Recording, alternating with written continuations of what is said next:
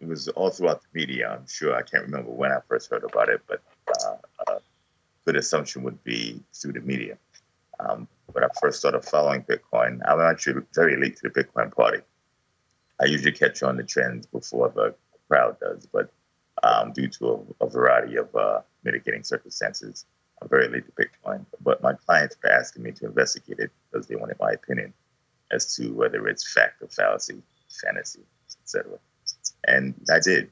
I did it in the usual, my usual boom bust method of approaching it with no preconceived notions, prejudices, or biases. I tried to look at it for what it was, and I took a close forensic look at it. I really liked what I saw. And more interesting is the fact that the vast majority of the pundits and media are ignoring, the value of Bitcoin. They're focusing on whether the currency is in a bubble. And from my perspective, who cares? Right? It comes with a global, distribution network. So it's interesting the perspective that the world looks at things.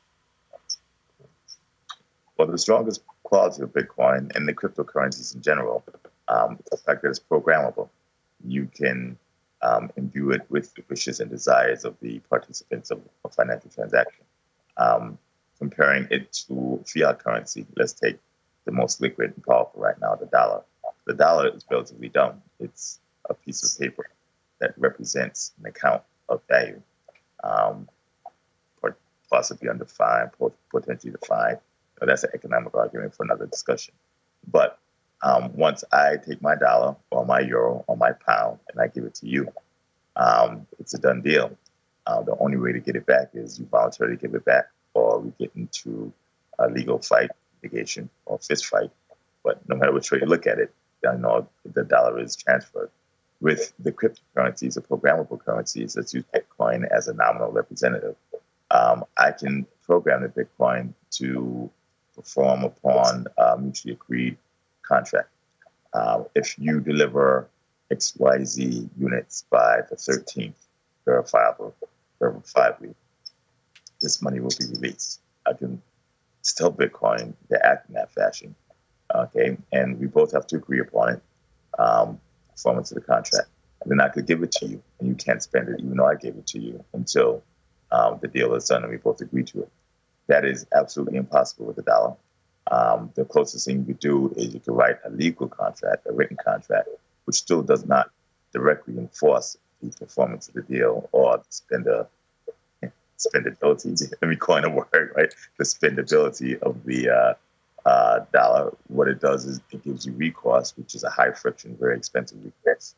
So what the greatest value is that Bitcoin allows for much lower expenses, much faster transport, much higher security, and much less trust in counterparties. Since we don't have to worry about trusting each other, now you're open to do business with many, many more individuals or counterparties, institutions you would before.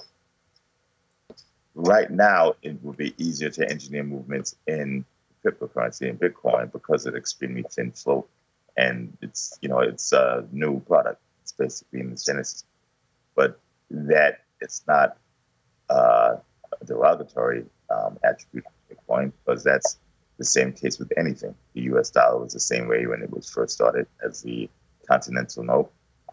Everything brand new will have a relatively small float and will be volatile. So that has nothing to do with Bitcoin or any of the cryptocurrencies. One thing that makes gold more susceptible to manipulation is the fact that gold is not very portable, transferable. It's relatively heavy.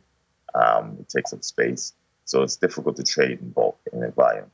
And so what the financial engineers of the world, primarily the ones of the U.S., probably Europe, have done was they've created derivative markets.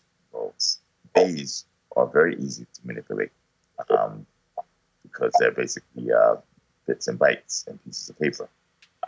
Now, this manipulation will be much more rampant and widespread than cryptocurrency manipulation, simply because the cryptocurrencies cannot be made as easily as the gold derivatives. So if you were to compare gold to cryptocurrencies, gold derivatives, paper gold, basically cryptocurrencies, I'd much rather put my money on cryptocurrencies in terms of safety, stability, and ability to last the test of time. But of course, it's speculation in cryptocurrencies because they're only a couple of years old, 2 years old. Well, it all depends on how they enter it.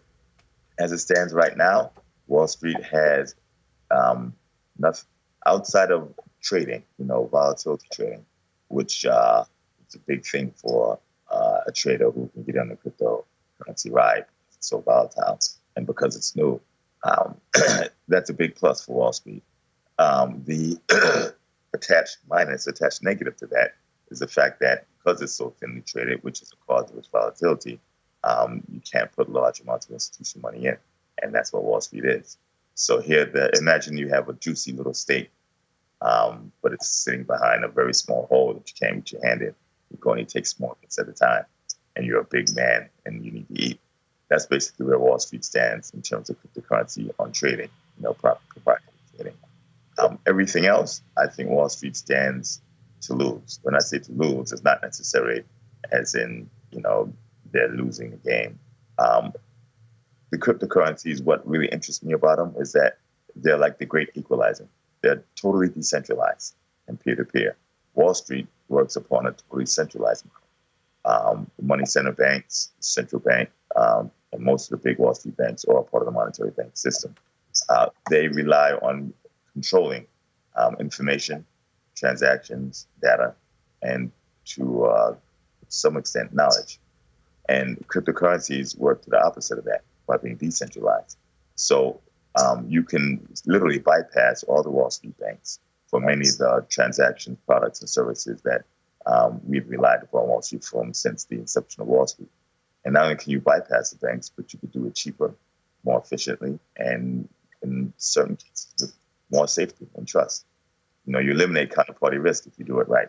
Or I guess you can't totally eliminate it, but you drop counterparty risk to mere fractions of a percent of what it would be with a typical Wall Street bank facing a counterparty, Bear Stearns, Brothers, etc.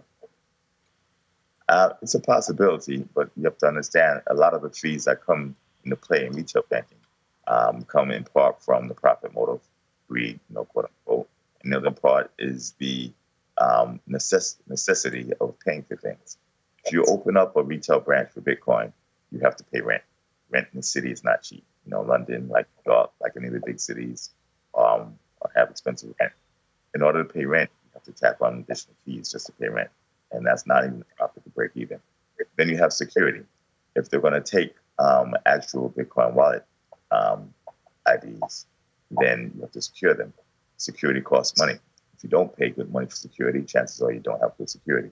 Okay, so add that fee on, and then Bitcoin becomes less inexpensive or more expensive. It's like you said, double negative. It becomes more expensive relative to what everybody would be used to. Now, this very well may be a necessary evil because in exchange for that, you have a much greater level of accessibility to the mom and pops and the not so technical clients. And they may be willing to pay these fees. I'm pretty sure if you structure the products right, you can have strong security, you can have presence, you can still undercut the banks by a significant amount because the bank system is antiquated in comparison to the Bitcoin protocol, at least as it stands now, in my opinion.